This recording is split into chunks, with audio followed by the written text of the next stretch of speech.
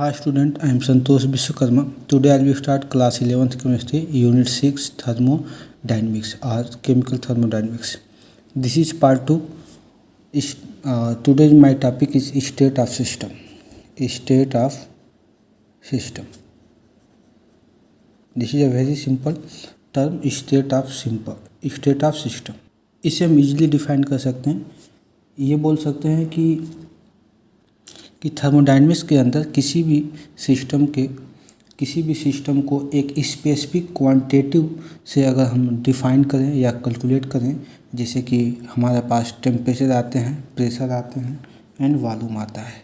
ये एक specific quantitative है, एक स्पेसिफिक क्वांटिटेटिव प्रॉपर्टीज़ है कि जिसको हम किसी भी सिस्टम को या किसी भी बॉडी को हम डिस्क्राइब करने के लिए यूज़ करते हैं. तो इसी को हम बोल सकते हैं स्टेट ऑफ सिस्टम. इसको हम ऐसे एक्सप्लेन भी कर सकते हैं, नीचे एक्सप्लेन किया गया है, देख सकते हैं. The system must be describe in order to make any useful calculation by specific quantitative each of properties such as pressure, volume and temperature is called state of system. यानी कि कह सकते हैं कि किसी भी सिस्टम को अगर डिफ़ाइन करना हो तो एक अगर स्पेसिफिक क्वांटिटेटिव हमारे पास हो, जैसे कि प्रेशर, टेम्परेचर एंड वॉल्यूम, तो अगर इनसे हम किसी भी सिस्टम को डिफ़ाइन करते हैं तो उसको हम स्टेट ऑफ सिस्टम के नाम से जानते हैं.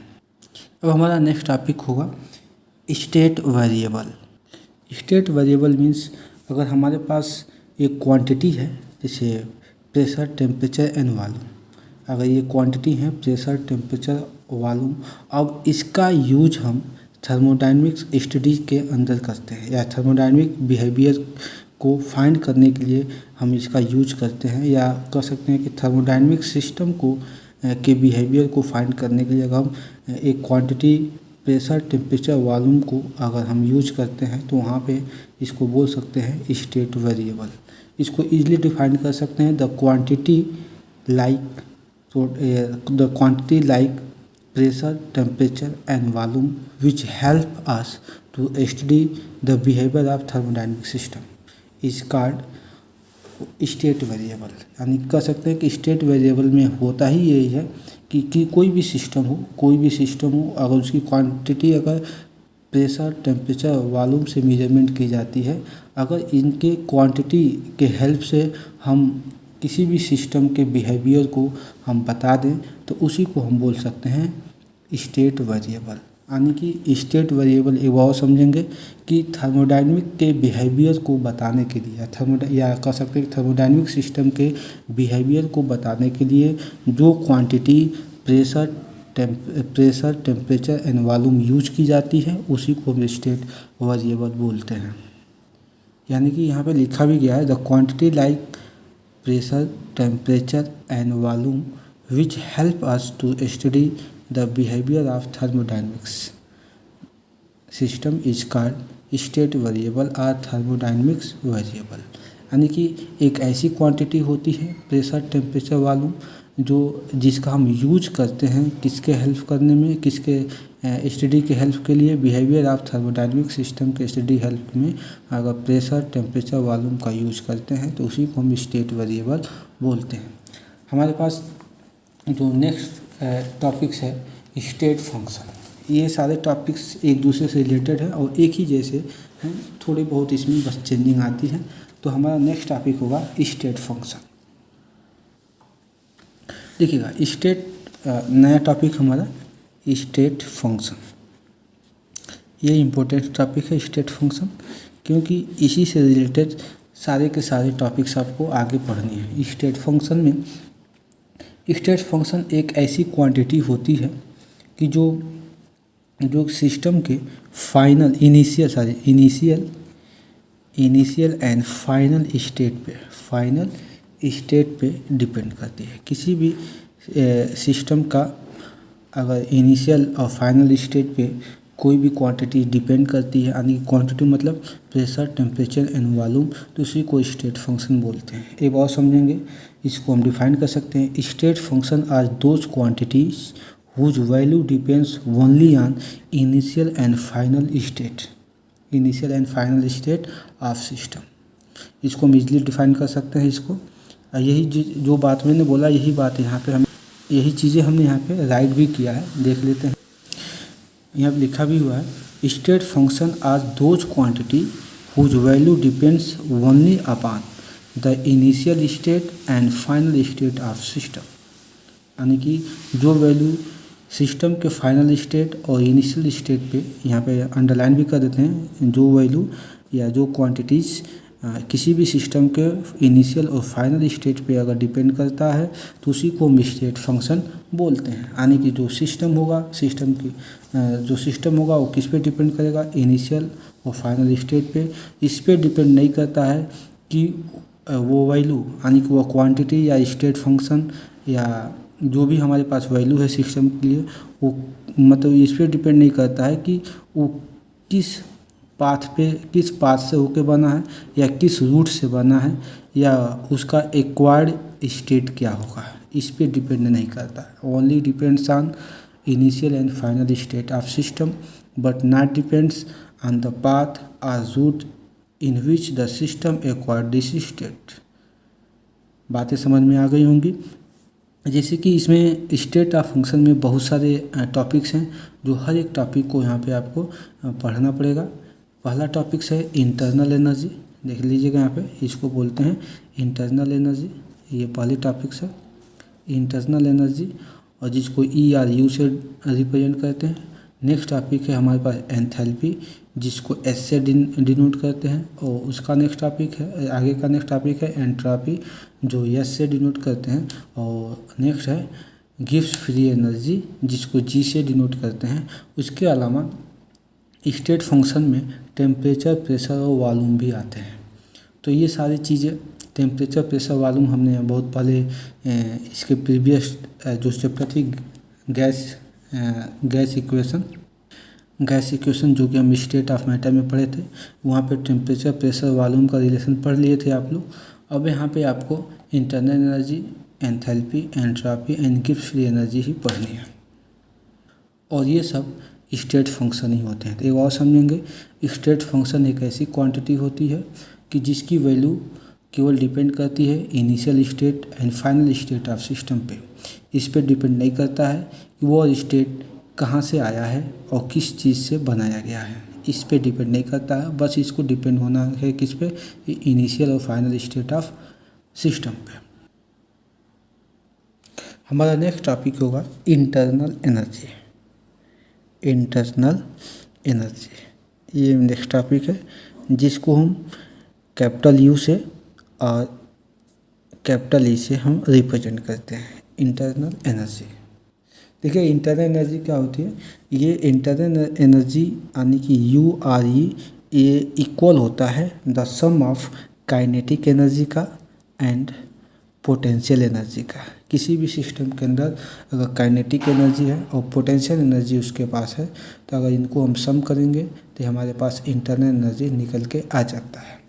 इसके अलावा हमने ये भी पढ़ा है कि जो इंटरनल एनर्जी होती है वो स्टेट फंक्शन होते हैं। अब स्टेट फंक्शन में ही इंटरनल एनर्जी आती है। जो स्टेट फंक्शन में पढ़ा है कि स्टेट फंक्शन में आपने क्या पढ़ा है कि ये केवल इनिशियल और फाइनल वैल्यू ऑफ सिस्टम पे डिपेंड करता है।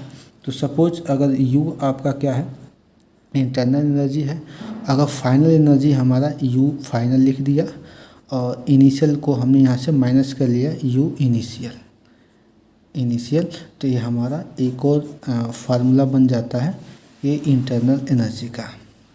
कहने का मतलब है कि सपोज़ कि मान लेते हैं कि हम इसके पास ये कोई सिस्टम है और इसकी एनर्जी क्या है, इसकी एनर्जी मान लेते हैं 40 किलो जूल है। इसके पास एनर्जी टोटल है 40 किलो जूल है। अब ये सिस्टम वर्क करना स्टार्ट किया है तो पता चला है कि इसके पास इसकी एनर्जी क्या होती है, थोड़ी इंक्रीज़ हो सकती है या तो लॉस हो सकती है। तो मान लेते हैं कि इंक्रीज़ हो गई, यानी कि थोड़ा सा इसको टेम्परेचर कहीं से मिल गया और इसकी जो एनर्जी इंक्रीज़ हो गई। मान लेते हैं इसकी एनर्जी 80 या 90 ले लेते हैं, 90 किलो जूल इंक्रीज़ हो गई है। अब ये पूछा जाएगा कि इसकी टोटल इंटरनल एनर्जी कितनी होगी। तो इंटरनल एनर्जी जो पहले थी वो इनिशियल हो जाएगी ये, और जो लास्ट में बनी है वो क्या हो जाएगी, फाइनल हो जाएगी। तो ये हमारी इंटरनल एनर्जी हो सकती है फाइनल माइनस इनिशियल, यानी कि 90 में से 40 हम माइनस करेंगे तो 50 किलो जूल आ जाएगा। तो ये हमारी इंटरनल एनर्जी हो जाएंगे। तो कोई ज़रूरी नहीं है कि इंटरनल एनर्जी में कि जो एनर्जी हमारी पहले 40 है तो फाइनल एनर्जी हमारी 90 ही होगी। एनर्जी डिक्रीज भी हो सकती है, इंक्रीज भी हो सकती है। तो इसको हम इजीली डिफाइन कर सकते हैं कि internal energy of system is the sum of kinetic energy and potential energy of system. मतलब ये सम होते हैं काइनेटिक एनर्जी और पोटेंशियल एनर्जी के, और यह स्टेट फंक्शन होने की वजह से ये डिपेंड करता है final initial and final value पे। तो इसको हम ऐसे भी लिख सकते हैं। अगर हम इंटरनल एनर्जी को ई से रिप्रेजेंट करते हैं तो हमारे पास आ जाएगा ई फाइनल माइनस ई इनिशियल। कहीं कहीं किसी बुक में इसको ऐसे भी रिप्रेजेंट किया गया है, आप जैसे चाहें वैसे इसको रिप्रेजेंट कर सकते हैं कि E equal to E2 minus E1। इसका मतलब ये हुआ कि E है आपका टोटल एनर्जी और जो E2 है ये फाइनल एनर्जी है और E1 क्या है, इनिशियल एनर्जी है। जितना भी मैटर मैंने बताया वही सारा मैटर यहाँ पे इंक्लूड कर दिया गया। देख लीजिए, internal energy of system is the sum of molecular kinetic या kinetic energy and potential energy of system when the centre of mass is the rest. It is denoted by ERU। Internal energy of system is the state function. ये क्या होते हैं, state functions होते हैं। और this value depends only on initial and final state of process. तो आपका आपका रिएक्शन, आपका इक्वेशन ये बन सकता है, इक्वेशन आपका ये भी बन सकता है, या तो इक्वेशन आप चाहें तो ये भी दे सकते हैं कि del E equal to E2 minus E1। जब यहाँ पे कोई चेंजिंग होती है, जैसे हमारे पास टोटल इनिशियल एनर्जी थी, बाद में वो फाइनल हो गई है, तो यहाँ पे चेंजिंग ही हुई है।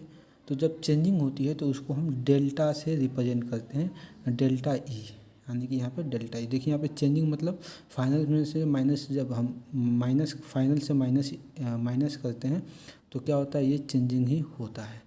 तो ये चेंजिंग आने का हम इसको ऐसे भी रिप्रेजेंट कर सकते हैं। यहाँ पे अगर सपोज इसका हम अभी हमने बताया कि 40 इनिशियल है और 90 क्या है, फाइनल है, इसको माइनस करेंगे तो 50 किलो जूल आ सकता है। सपोज किसी सिस्टम का अगर ऐसा है तो अगर डेल्टा ई की वैल्यू जो कल टोटल है ये माइनस में भी आ सकती है और प्लस में भी आ सकती है। यहाँ पे अगर डेल्टा ई की वैल्यू निगेटिव में आती है, कैसे में आती है, निगेटिव में आती है, तो इसका मतलब ये होता है कि जिस सिस्टम की डेल्टा ई वैल्यू निगेटिव आती है उस सिस्टम की इंटरनल एनर्जी क्या होती है, डिक्रीज कर जाती है। तो यहाँ पे लिखा हुआ है भी ऐसे ही कि if the value of delta E is negative then decrease internal energy of system. अगर यहीं पे डेल्टा ई की वैल्यू पॉजिटिव आ जाती है तो सिस्टम की एनर्जी, इंटरनल एनर्जी क्या होती है, इंक्रीज कर जाती है। ठीक है, ये बात समझ में आ जाना चाहिए आपको। नेक्स्ट है इसी में, if the work is done on system. इसमें वर्क की भी बात, एनर्जी है तो एनर्जी से वर्क ही तो हम लेते हैं। तो अगर work is done on system, देखिएगा ये बहुत इंपॉर्टेंट टॉपिक है। अगर कोई भी वर्क ऑन द सिस्टम पे होता है तो उस समय अगर W वर्क है तो इसकी वैल्यू पॉजिटिव होगी। क्लियर हो गया। अगर कोई वर्क बाय द सिस्टम, यानी कि सिस्टम के द्वारा किया जाता है, कोई वर्क खुद सिस्टम ही करता है, तो वहाँ पे W की वैल्यू निगेटिव होगी, यानी वर्क क्या होगा, निगेटिव होगा।